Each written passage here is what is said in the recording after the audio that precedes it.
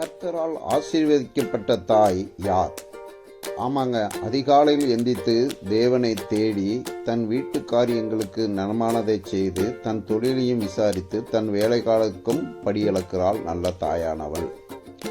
மாறாக 10:30 மணிக்கு எந்திரிச்சு 11 மணிக்கு பல்லு விளக்கி ஹோட்டலில் வாங்கி தின்னு நைட்டு ஸ்விக்கியில் வாங்கி தின்னுட்டு பேருக்கு கடவுளை துதிக்கிற தாய்மார்கள் கர்த்தரால் சபிக்கப்பட்டவர்களாய் இருக்கிறார்கள். அவர்களின் வாசலின் சாபத்தின் குழி படுத்து கிடக்கும். அதனால் அவங்கள் வருமானத்தில் பாதி டாக்ஸாகவும் மெடிக்கலுக்கு பில்லாகவும் செய்து கொண்டு நாங்களும் தேவனை துதிக்கிறோம் என்று சோம்பேறியே என்று தேவனால் அழைக்கப்பட்ட பெண்மணியாய் இருக்கிறாள்.